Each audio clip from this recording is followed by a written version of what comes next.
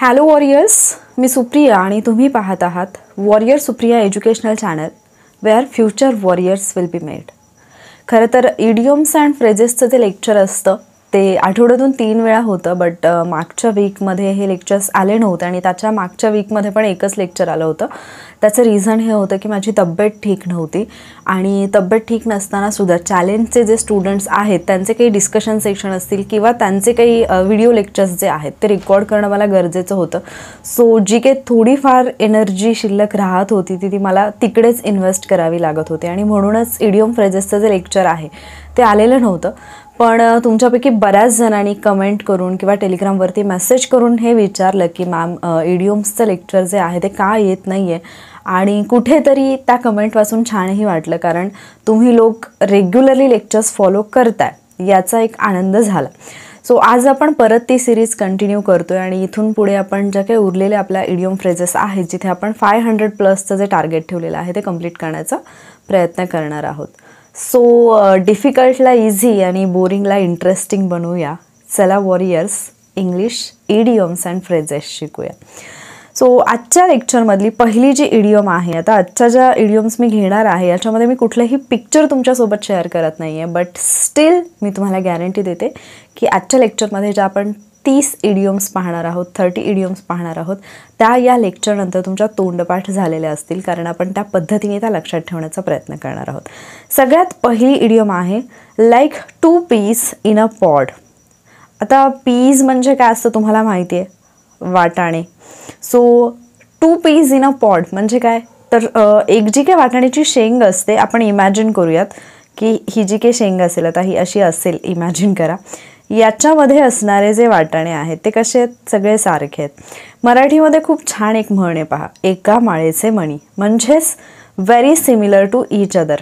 काही गोष्टी असतात ज्या एकमेकांसारख्याच असतात, तर ज्या गोष्टी सिमिलर आहेत, एकमेकांसारख्या आहेत, त्यांच्यासाठी वापरलं जातं like 2 peas in a pod. So like 2 peas in a pod म्हणजे एका माळेचे मणी, जे मराठीमध्ये तुम्ही म्हणता म्हणजे एकसारखेच आहेत सगळे, या अर्थाने ती इडियम जी आहे ती वापरली जाते. देन नेक्स्ट आहे सॉर ग्रेप्स. सॉर ग्रेप्स म्हणजे काय असतं, मराठीमध्ये एक गोष्ट लहानपणी तुम्ही शिकलेले असाल जिथे म्हटलं जातं कोल्ह्याला द्राक्ष कशी असतात, आंबट. याचाच अर्थ काय होतो, एखादी गोष्ट जर आपल्याला नाही मिळाली किंवा आपण ती मिळवू शकत नसू तर आपण काय करतो, त्या गोष्टीला जे आहे त्या गोष्टीमधल्या वाईट गोष्टी किंवा ती गोष्ट कशी योग्य नाही आहे हे आपण पटवून देण्याचा प्रयत्न करतो, आणि त्याच्यासाठी सॉर ग्रेप्स ही इडियम जी आहे ती वापरली जाते. To pretend to despise something because you are unable to attain it. म्हणजे एखादी गोष्ट तुम्ही अटेन नाही करू शकलात, अचीव नाही करू शकलात, तुम्ही ती मिळवू नाही शकला, तर ती गोष्ट खराब आहे असं म्हणायचं. उदाहरणार्थ एखादी व्यक्ती 4 व्हीलरच्या बाबतीत असं म्हणेल, म्हणजे एक्झाम्पल घेऊयात की एक काकू आहेत आणि त्या कार खरेदी करण्यासाठी गेल्या, बट त्या कारची किंमत खूप जास्त होती. मग त्या आल्यानंतर काय सांगायला लागलं की ती कार बिलकुल चांगली नव्हती, म्हणजे आम्ही घेण्यासारखी ती कारच नव्हती किंवा आम्ही घ्यावा असं आम्हाला त्या कारमध्ये काहीच नाही दिसलं. म्हणजेच काय, ती कार त्या काकूंसाठी काय आहे, सॉर ग्रेप्स आहे. To pretend to despise something because you are unable to attain it म्हणजे तुम्ही नाही घेऊ शकत आहे म्हणून तुम्ही त्या गोष्टीलाच नावं ठेवते. जसं कोल्हा प्रयत्न करून करून थकतो पण त्याला ती द्राक्ष जी आहेत ती त्याच्या तोंडी येतच नाहीत, आणि म्हणून मग शेवटी तो काय म्हणतो की ही द्राक्ष जी आहेत ती आंबट आहेत. देन नेक्स्ट इडियम आहे इट टेक्स 2 टू टँगो. तर टँगो जो आहे ना, साऊथ अमेरिकेमध्ये असणारा एक डान्सचा प्रकार आहे. ठीक आहे, साऊथ अमेरिकेमधला एक डान्सचा प्रकार आहे जो हाताने खेळला जातो. आपल्याकडे मराठीमध्ये पण झिम्मा हा जो काही प्रकार आहे तो आपण हाताने खेळतो, असा झिम्मा. सो टँगोसाठी 2 हात असणं गरजेचं असतं, right. So it takes 2 to tango म्हणजेच काय, मराठीमध्ये आणखी एक म्हण आहे, एका हाताने टाळी वाजत नाही. एका हाताने टाळी वाजत नाही. जनरली एखादा वाद सुरू असतो आणि मग एक व्यक्ती ज्यावेळेला दुसऱ्याला ब्लेम करत असते त्यावेळेला मग असं म्हटलं जातं की एका हाताने टाळी वाजत नाही, म्हणजे एकाची जर चूक आहे तर अर्थातच तिथे दुसऱ्याची पण काही ना काहीतरी चूक असतेच असते. सो एका हाताने टाळी वाजत नाही म्हणजेच आपण एका हाताने टँगो करू शकत नाही किंवा एक व्यक्ती टँगो हा डान्स करू शकत नाही. So it takes 2 to tango. The next idiom आहे get wind of something. Get wind of something, to become aware of something through indirect means. म्हणजे एखादं सिक्रेट आहे, एखादी गोष्ट अशी आहे जी तुम्हाला इनडायरेक्टली माहिती झाली. म्हणजे आपण म्हणतो ना की त्याचा वारा लागला किंवा त्या गोष्टीची चाहूल लागली असं म्हटलं जातं. ॲक्च्युली चाहूल लागणे या अर्थाने नाही वापरलं जाणार हे, बट थोडक्यात आपण असं म्हणू शकतो की एखादी गोष्ट अशी जी गुपित आहे, सिक्रेट आहे, ती कुठल्या ना कुठल्या मार्गाने माहिती होणं. Get wind of something. Wind म्हणजे काय असतो? वारा असतो. तर एखाद्या गोष्टीचा वारा लागला म्हणजे काय? एखादी गोष्ट जी आहे, म्हणतो ना की वाऱ्याच्या दिशेने ती बातमी पसरत आली, पण ते सिक्रेट नाही. एखादं सिक्रेट आहे आणि ते अशा पद्धतीने माहिती झालं तर म्हटलं जाईल get wind of something. The next idiom आहे have egg on your face. आता इमॅजिन करा, तुम्ही मे बी एखादे सिंगर आहात किंवा परफॉर्मर आहात, कुठलाही तुम्ही डान्स किंवा कुठल्याही आर्टच्या बाबतीत तुम्ही परफॉर्म करता. आता तुम्ही खूप आधी ॲडव्हर्टाइजमेंट केलेली आहे, प्रमोशन केलेलं आहे, तुमचा एक कार्यक्रम होणार आहे आणि त्या कार्यक्रमासाठी तुम्ही खूप जास्त जे आहे ते प्रमोशन केलेलं आहे. अँड देन तुमचा कार्यक्रम ज्यावेळेला ॲक्च्युली स्टेजवरती झाला त्यावेळेला जेवढं तुम्ही काही सांगितलेलं होतं प्रमोशनमध्ये तसं तर काहीच नव्हतं, ती क्वालिटीच नव्हती. आणि मग लोकांनी काय केलं? तुम्हाला अंडी फेकून मारली तुमच्या चेहऱ्यावरती. मग काय व्हाल तुम्ही? शर्मिंदा व्हाल. म्हणजेच have egg on your face. एखाद्याच्या फेसवरती एग असणं म्हणजे काय? To look stupid because of something that you have done. काहीतरी तुम्ही अशी कृती केलेली असेल ज्याच्यामुळे तुम्हाला शर्मिंदा व्हावं लागतं, किंवा एखाद्याने अशी काहीतरी कृती केली की ज्याच्यामुळे त्याला शर्मिंदा व्हावं लागेल, त्यावेळेला ही इडियम वापरली जाते, have egg on your face. So कोणीही अगदी नॉर्मली जर एखादी गोष्ट अशी केली की ज्याच्यामुळे त्याला शर्मिंदा व्हावं लागेल तर तुम्ही ही इडियम यूज करू शकता, have egg on your face. The next idiom आहे थ्रो कॉशन्स टू द विंड. कॉशन्स म्हणजे काय असतं? एखादी गोष्ट काळजीपूर्वक आपण करतो, ठीक आहे, एखादी गोष्ट आपण काळजीपूर्वक करतो. आता ही काळजी अशी वाऱ्यामध्ये फेकून दिली म्हणजे काय? Throw caution to the wind म्हणजे काय? To do something without worrying about the risk or negative result. एखादी गोष्ट करायची, आपण ती करताना रिझल्टचा किंवा निगेटिव्ह इफेक्ट त्याचे काय होतील या गोष्टीची काळजी करायची नाही, त्याच्यामध्ये रिस्क काय आहे त्या गोष्टीची काळजी न करता एखादी गोष्ट करणं, याच्यासाठी इडियम वापरली जाते थ्रो कॉशन्स टू द विंड. म्हणजे जेवढी काही काळजी आहे, ज्या गोष्टींची काळजी घ्यायला पाहिजे ते सगळं असं हवेमध्ये उडवून टाकलं, या अर्थाने ते वापरली जाईल. द नेक्स्ट आहे late the cat out of the bag. आता इमॅजिन करा, एक मुलगी आहे, समजा तिचं नाव आपण काही घेऊयात, मिनी घेऊयात, ठीक आहे, मिनी या मुलीने काय केलं आहे? एक मांजर आहे जे मिमीचं आहे आणि ते तिने चोरलं आहे आणि एका बॅगमध्ये, एका सॅकमध्ये तिने त्या मांजराला बंद केलं आहे, ठीक आहे. आणि ही सॅक जी आहे ती इथे तिने बांधून टाकली आहे. याच्या आतमध्ये कोण आहे? एक मांजर बसलेलं आहे. पण ज्यावेळेला ही मिनी या मिमीच्या समोर येते त्यावेळेला अचानक ते मांजर जे आहे ते या बॅगमधून बाहेर येतं. आता मिनीने या बॅगमध्ये मांजर ठेवलं, हे तिचं काय झालं? सिक्रेट. पण ते सिक्रेट काय झालं? बाहेर पडलं, बाय मिस्टेक बाहेर पडलं.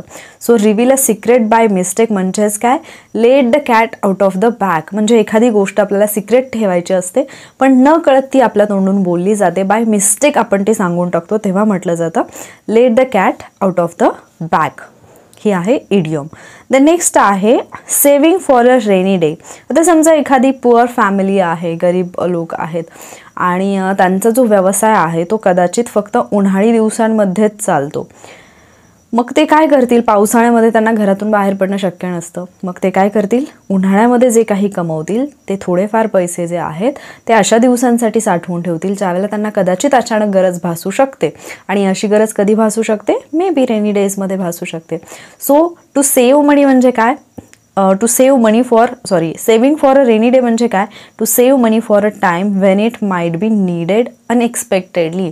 म्हणजे एक्सपेक्टेड नसेल, अनएक्सपेक्टेड नीड जी आहे, अचानक असं संकट उद्भवेल किंवा अचानक अशी गरज पडेल, या वेळेसाठी जे काही पैसे साठवून ठेवले जातात त्याच्यासाठी ही इडियम वापरली जाते, saving for a rainy day.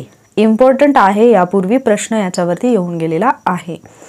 The next idiom आहे once in a blue moon. Once in a blue moon म्हणजे काय? Very rarely. आता पहा, एखादा विद्यार्थी जर रेग्युलरली स्टडी करत नसेल, तो रेअरली स्टडी करत असेल, तर तो पास होईल का? नाही. मग तुम्ही म्हणू शकता he will not pass because he studies once in a blue moon. तो फार रेअरली कधीतरीच अभ्यास करतो, क्वचितच अभ्यास करतो. सो व्हेरी रेअरली कधीतरी अभ्यास करणं किंवा कधीतरी एखादी घटना घडते. So once in a blue moon. आपल्याला नेहमी ब्ल्यू मून पाहायला मिळतो का? नाही. ठीक आहे. सो ब्ल्यू मून कधीतरीच पाहायला मिळेल, म्हणजेच व्हेरी रेअरली.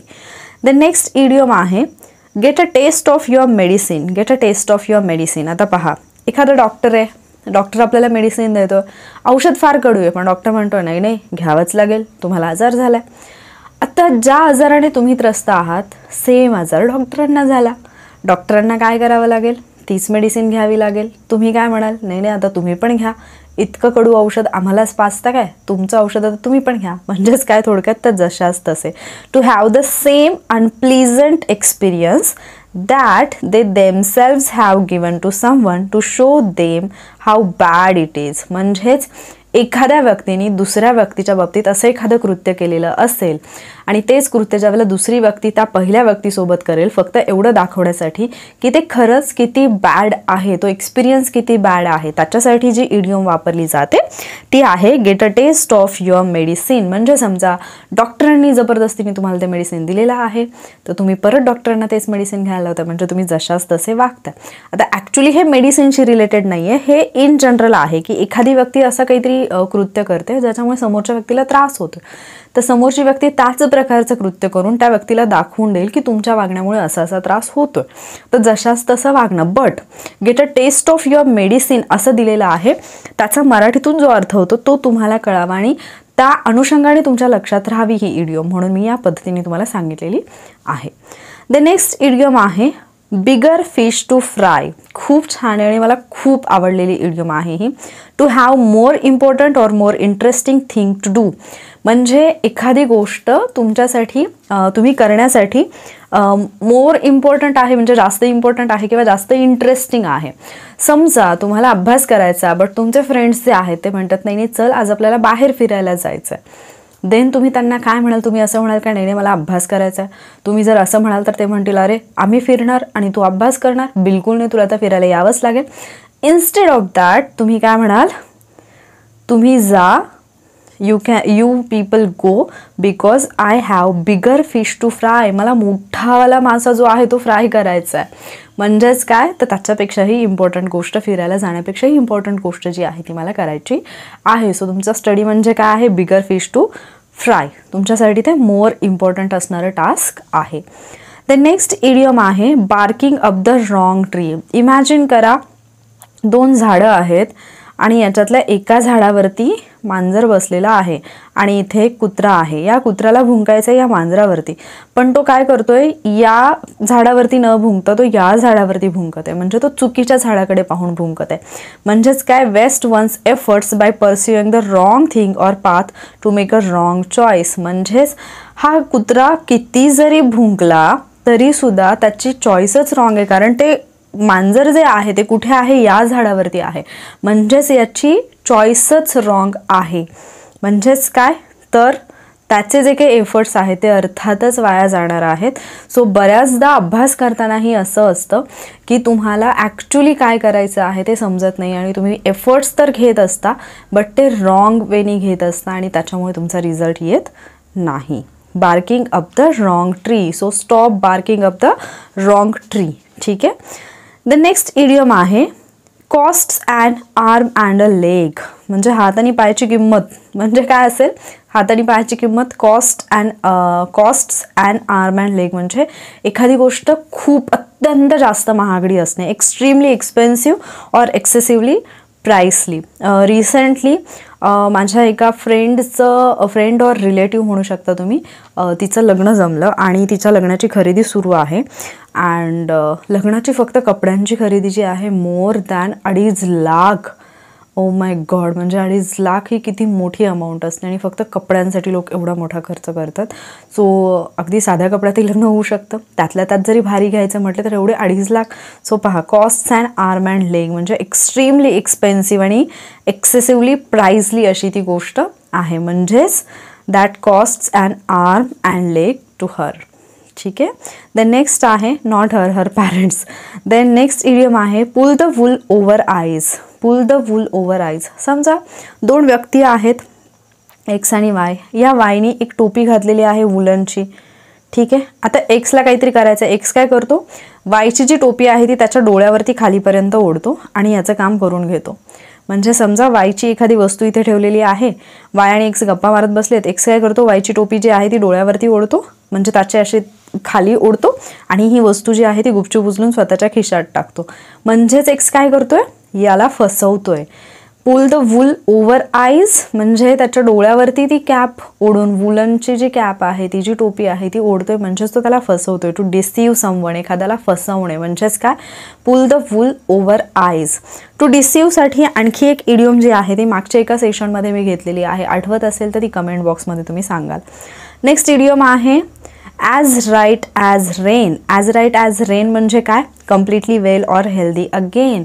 सो मी कम्प्लिटली तर नाही झाले, बट तरीसुद्धा आता आपल्याला ही इडियम जी आहे ती यूज करायची आहे. So I can say now I am as right as rain, म्हणजेच मी कम्प्लिटली वेल आहे, कम्प्लिटली हेल्दी अगेन, ठीक आहे. म्हणजे आपण हेल्दी असणं किंवा आपण वेल असणं, ठीक कंडिशनमध्ये असणं, ओके असणं, याच्यासाठी जी इडियम वापरली जाईल, as right as rain. I am as right as rain. मी पावसा एवढी राईट झालेली आहे, म्हणजे बरी झाली. द नेक्स्ट आहे you can say that again. You can say that again म्हणजेच याचा अर्थ होतो that's true, I agree. So हे जर लेक्चर्स इडियम फ्रेजेसचे तुम्ही केले तर तुम्हाला इडियम फ्रेजेस इझी जातील, इंग्लिश वोकॅब्लरी इझी जाईल आणि फक्त इतकंच नाही होणार तर तुमचा एक्झाममधला स्कोअरसुद्धा वाढेल. आणि जर मी तुम्हाला असं म्हणत असेल then you can reply me that you can say that again, म्हणजे तुम्ही काय म्हणाल, दॅट्स ट्रू, आय अग्री. तुम्ही अग्री करता ना या गोष्टीला, करत असाल तर मला कमेंटमध्ये सांगा, you can say that again अशी कमेंट करा, ठीक आहे. द नेक्स्ट आहे to the nines. To the नाईन्स म्हणजे काय असतं, टू परफेक्शन. आता याच्या बाबतीत ना एक वापरली जाते फ्रेज ड्रेस्ड अप. ही म्हणजे एक्झाममध्ये देताना बऱ्याचदा अशा पद्धतीने दिलेली आहे, ड्रेस्ड अप टू द नाईन्स. एक्झाममध्ये अशा प्रकारे सेंटेन्समध्ये ती यूज केलेली आहे, ड्रेस्ड अप टू द नाईन्स. म्हणजे काय असतं, 9 ड्रेस घालणे का, नाही. 9 नंबरपर्यंतचे ड्रेस घालणे का, नाही. ड्रेस्ड अप टू द नाईन्स म्हणजे काय असतं, टू परफेक्शन, अगदी परफेक्ट असा ड्रेस घालणं. द नेक्स्ट आहे a bitter pill to swallow. A bitter pill to swallow म्हणजे कडू गोळी गिळणे, म्हणजेच काय आपण मराठीमध्ये पण म्हणतो कटू सत्य. एखादी गोष्ट गिळायला कटू आहे पण ते सत्य आहे. सो समथिंग अनप्लीजंट टू बी एन्ड्युअर्ड, असं काहीतरी आहे जे अनप्लीजंट आहे, जे कडवा सच असं म्हटलं जातं, जे कटू सत्य असतं, त्याच्यासाठी जी इडियम वापरली जाते ती आहे a bitter pill to swallow. The next आहे feel blue. If you don't like this video means if you don't click that like button I will feel blue, म्हणजे आय विल फील सॅड, मला वाईट वाटेल. So feel blue म्हणजे काय असतं, to feel sad. So आत्ता केलं नसेल तर पटकन लाईक करून घ्या. द नेक्स्ट आहे स्ट्रेट शूटर. स्ट्रेट शूटर म्हणजे काय, ठिकाव, डायरेक्ट गोळी मारायची, इकडे इकडे इकडे इकडे करत नाही बसायचं. म्हणजेच काय, someone who is frank and speaks the truth. काही व्यक्ती असतात परखडपणे बोलतात, फ्रँकली बोलतात, तोंडावरती सांगतात. टू कॉल स्पेड अ स्पेड ही एक इडियम वापरली जाते. So someone who is frank and speaks the truth, जी व्यक्ती कॉल अ स्पेड करते म्हणजे जी फ्रँकली बोलते त्या व्यक्तीला काय म्हटलं जाईल, स्ट्रेट शूटर, ठीक आहे. स्ट्रेट शूटर, सरळ काय आहे ते सांगून टाकणं. Stand your ground. Stand your ground म्हणजे काय, तर आपला जो काही ओपिनियन आहे, आपलं जे काही मत आहे त्याच्यावरती ठाम राहणं. To refuse to change your opinion, केवळ दुसरे लोक म्हणतात म्हणून आपला ओपिनियन जो आहे तो चेंज करायचा नाही. द नेक्स्ट आहे know on which side bread is buttered. म्हणजेच काय, आता समजा तुम्हाला एक हे आहे ब्रेड जे आहे ते खायला दिलेलं आहे, तर तुम्ही चेक कराल की कुठल्या साईडला त्या ब्रेडचा बटर लावलेला आहे. म्हणजेच काय, to know who to be nice to and what to do in order to get an advantage of yourself. म्हणजे काय, तर आपलं जे काम आहे ते समोरच्या व्यक्तीकडून करून घेण्यासाठी कुठे काय बोलायचं आणि कसं बोलायचं हे माहिती असणं, किंवा गोड बोलून त्या व्यक्तीकडून आपलं काम करून घ्यायचं, आपला फायदा करून घ्यायचा, याच्यासाठी कुठे गोड बोलायचं हे कळलं पाहिजे. म्हणजेच know on which side bread is buttered, ब्रेडच्या कुठल्या साईडला बटर करायचं आहे हे कळणं. म्हणजेच काय, आपलं काम करून घेण्यासाठी, आपला फायदा करून घेण्यासाठी कुठल्या व्यक्तीशी चांगलं वागायचं हे समजणं. द नेक्स्ट इडियम आहे स्टॉर्म इन टी कप. म्हणजेच काय, चहाच्या कपातील वादळ. जनरली नवरा बायकोची जी भांडणं असतात त्याला म्हटलं जातं कपातली वादळं. म्हणजेच काय असतात कपातील वादळ, म्हणजे काय असतं, क्षुल्लक गोष्टीसाठी भांडणं, आणि ती भांडणं इतक्या दूरपर्यंत जातात की विचारू नका. So a small event that has been exaggerated out of proportion. म्हणजेच काय, तर छोटीशी गोष्ट आहे पण त्याला इतकं एक्झॅजरेट केलं आहे, इतकं ताणलं आहे की बस. So storm in tea cup म्हणजे काय, चहाच्या कपामधलं वादळ. म्हणजे चहाच्या कपात वादळ येऊ शकतं का, इमॅजिन करा, येऊ शकतं का, नाही. फार छोटी गोष्ट आहे ती वादळ येण्यासाठी, पण तरीसुद्धा त्याला वादळ बनवलंय. म्हणजेच काय, छोट्या गोष्टीला खूप जास्त ताणणे किंवा छोट्या गोष्टीमुळे मोठा वाद होणं. देन हिट द सॅक, ही पण मला खूप आवडली. हिट द सॅक म्हणजे काय, टू गो टू बेड. ज्यावेळेला झोपायला जाण्याची वेळ झालेली असेल किंवा आपल्याला झोपायला जायचं, you can say hit the sack, I am going to hit the sack. म्हणजेच काय, तर झोपायला जायची वेळ झाली आहे. लेट हिट द सॅक म्हणजेच काय, टू गो टू बेड. ठीक आहे. द नेक्स्ट आहे रिचार्ज वन्स बॅटरीज. हे तर खूप कॉमन आहे, आपण खूप वेळा यूज करतो हे. जसं की खूप जास्त कंटाळा आला आहे, मग आपण म्हणतो की नाही आता मला थोडासा टाईम स्पेंड करायचा माझ्या फॅमिलीसोबत, मला थोडं फॅमिलीसोबत बोलायचं आहे, मी फोन करेन किंवा मी जाऊन भेटून येईन. देन काय होईल, माझी बॅटरी रिचार्ज होईल. म्हणजेच काय असतं, to rest in order to regain energy and strength. आपली जी एनर्जी आणि स्ट्रेंथ आहे ती रिगेन करण्यासाठी रेस्ट घेणं असेल, किंवा मे बी आपण इतर कुठली तरी कृती करतोय ज्याच्यामुळे आपल्याला नंतर स्ट्रेंथ आणि एनर्जी मिळते, तर ती प्रत्येक गोष्ट असते रिचार्ज वन्स बॅटरीज. ठीक आहे. द नेक्स्ट इडियम आहे jump on the bandwagon. Bandwagon काय असते, जे बँडवाले असतात ना त्यांच्या पुढे चालणारी एक गाडी असते, त्या बँडच्या पुढे चालणारी एक गाडी जी असते तिला म्हटलं जातं बँडवॅगन. आता ही जी बँडवॅगन आहे, या बँडवॅगनवरती जम्प करणं म्हणजे काय, to join an activity that has become very popular. So सध्या तुम्ही जर पाहिलं असेल तर इन्स्टाच्या रीलचा जमाना आहे. सो एखादी रील आली, त्याच्यामध्ये एखादं म्युझिक आहे किंवा एखादी डान्स स्टेप आहे आणि ती फेमस झाली, ती पॉप्युलर झाली, तर प्रत्येकजण काय करतो, त्याच सॉन्गवरती त्याच स्टेप करून आपली स्वतःची एक रील शेअर करण्याचा प्रयत्न करतो. म्हणजेच to join an activity that has become very popular. So जी गोष्ट खूप पॉप्युलर झालेली आहे ती गोष्ट जॉईन करणं, jump on the bandwagon. So bandwagon म्हणजे पुढे जी बँडच्या असणारी जी गाडी आहे त्याच्यावरती जाऊन डान्स करणं, म्हणजे पॉप्युलर अशा डान्स स्टेप तिथे जाऊन करायच्यात, असं लक्षात ठेवू शकता तुम्ही. द नेक्स्ट आहे एलिफंट इन द रूम. ही पण छान आहे.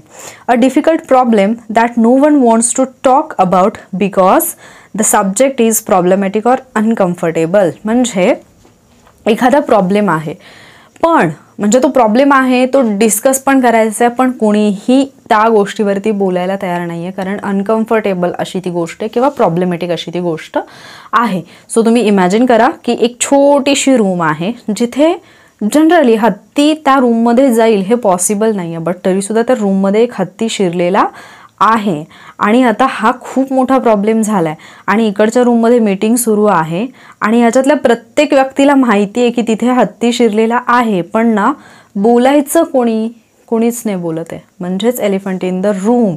कोणीही त्या गोष्टीवरती जात नाही आहे डिरेक्टली किंवा त्या गोष्टीबद्दल डिरेक्टली बोलत नाही आहे.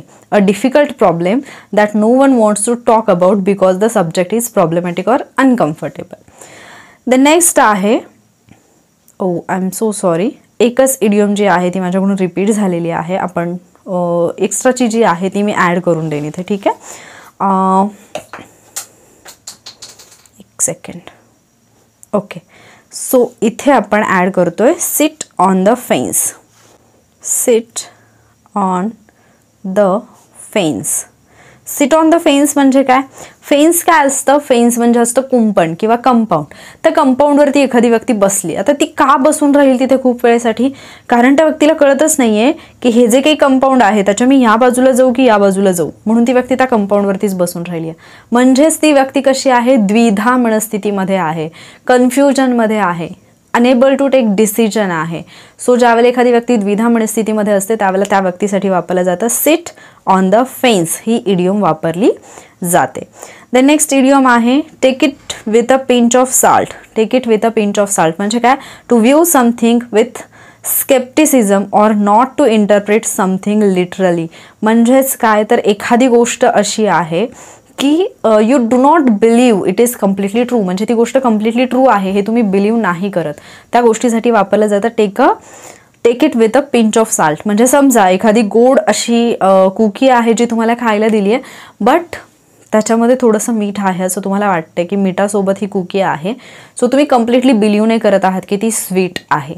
ठीक आहे, ती गोड आहे याच्यासाठी तुम्ही कम्प्लिटली बिलीव्ह नाही करत आहात. म्हणजेच take it with a pinch of salt. To view something with scepticism or not to interpret something literally, म्हणजे एखाद्या गोष्टीवरती पूर्णपणे विश्वास न ठेवता त्याच्यात काही ना काहीतरी रिस्क असेल, काही ना काहीतरी असं असेल जे हिडन आहे असा विचार करणं. That is take it with a pinch of salt.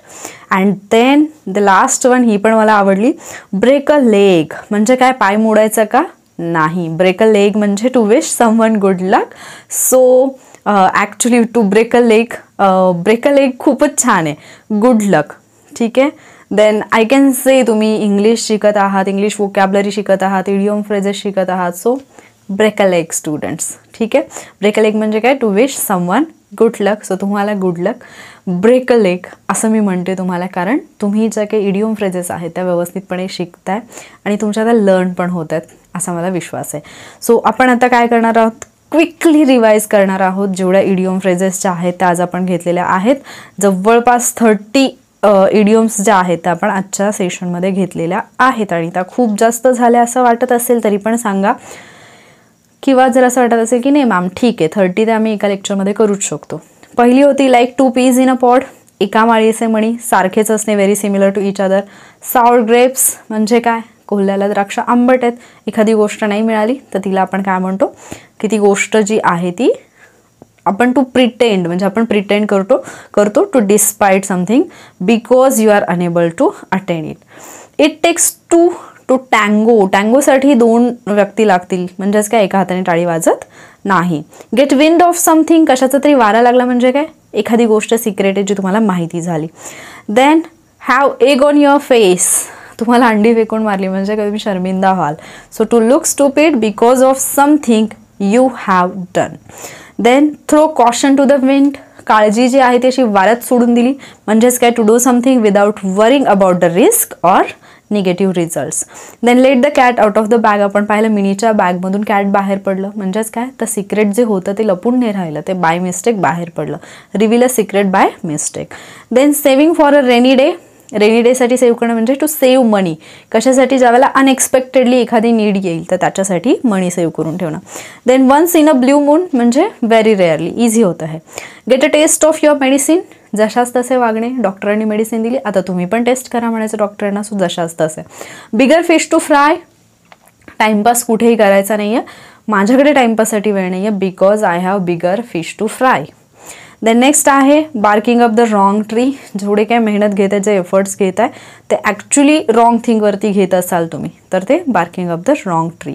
Then cost and arm and a leg म्हणजे एक्सेसिव्हली प्राइसली किंवा एक्स्ट्रीमली एक्सपेन्सिव्ह, खूप जास्त महागडं.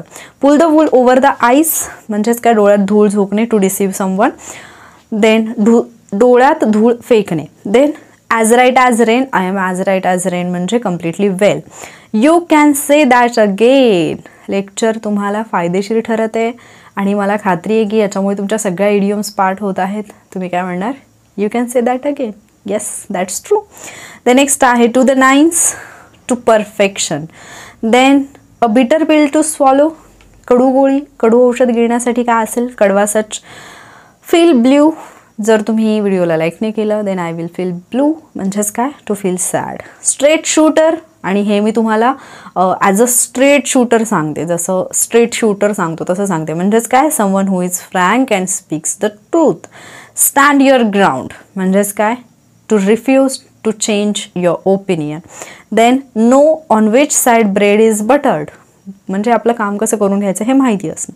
स्टॉर्म इन टी कप, चहाच्या कपातलं वादळ. देन नेक्स्ट आहे hit the sack, go to the bed. Then recharge one's batteries, आपली स्ट्रेंथ जी आहे, एनर्जी जी आहे ती रिगेन करणं. देन आहे jump on the bandwagon म्हणजे जी गोष्ट पॉप्युलर आहे ती ॲक्टिव्हिटी जॉईन करणं. देन नेक्स्ट होतं एलिफंट इन द रूम म्हणजे डिफिकल्ट प्रॉब्लेम आहे ज्याच्याबद्दल बोलायला कोणी तयार नाही आहे कारण ते थोडंसं काय वाटतं त्यांना अनकम्फर्टेबल वाटते. देन आपण पाहिली होती sit on the fence sit on the fence म्हणजेच काय द्विधा मनस्थितीमध्ये असणं, to be in confusion. Then next होतं take it with a pinch of salt म्हणजेच काय to view something with scepticism और नॉट इंटरप्रेट समथिंग लिटरली, और you can say you do not believe that it is completely true. एखादी गोष्ट completely true आहे हे तुम्ही बिलीव्ह नाही करत आहात. And then the last one is break a leg. Warriors break a leg म्हणजेच गुड लक. ठीक आहे, तर अशा पद्धतीने आपण आजच्या लेक्चरमध्ये 30 इडियम्स अँड फ्रेजेस म्हणजेच इडियम्सच ॲक्च्युली आपण कंप्लीट केलेल्या आहेत. आणि आय होप जे मी सुरुवातीला म्हटलं की तुमच्या तोंडपाठ होतील तर त्या पाठही झाल्या असतील. एकदा चेक करा याच्यातल्या कुठल्याही 5 इडियम्स ज्या तुम्हाला इंटरेस्टिंग वाटल्या आणि असं वाटतं की हां या 5 इडियम्स तर मी डेफिनेटली माझ्या डे टू डे लाईफमध्ये यूज करणार आहे. त्या 5 इडियम्स सिलेक्ट करून कमेंट बॉक्समध्ये नक्की लिहून पाठवा. कारण जेव्हा तुम्ही अशा पद्धतीने कमेंट बॉक्समध्ये इडियम्स लिहून पाठवता तर त्या तुमच्या जास्त कालावधीसाठी लक्षात राहतात. अशाच पद्धतीने आपण इडियम्स अँड फ्रेजेसचे लेक्चर्स घेणार आहोत. या इडियम फ्रेजेसची जी PDF आहे ती तुम्हाला मिळेल आपल्या टेलिग्राम चॅनलवरती. वॉरियर सुप्रिया म्हणून आहे त्याचा ID आणि त्याची लिंक डिस्क्रिप्शनमध्ये मिळेल. तिथून टेलिग्रामचा चॅनल जो आहे तो जॉईन करून घ्या म्हणजे तिथे तुम्हाला PDF पाहायला मिळेल. आणि लेक्चर कसं वाटलं हे मला न विसरता सांगा, कारण तुमचा फीडबॅक ही माझ्यासाठी बॅटरी माझी रिचार्ज करण्यासाठी इम्पॉर्टंट अशी गोष्ट आहे. सो तुमच्या फीडबॅकची मी डेफिनेटली वाट पाहत असते. अगेन जर हे लेक्चर आवडलं असेल तर व्हिडिओला लाईक आणि शेअरसुद्धा करा. चॅनलवरती नवीन असाल किंवा अजूनही सबस्क्राईब केलं नसेल तर चॅनलला सबस्क्राईबसुद्धा करा. लवकरच भेटूयात पुढच्या लेक्चरमध्ये. थँक्यू.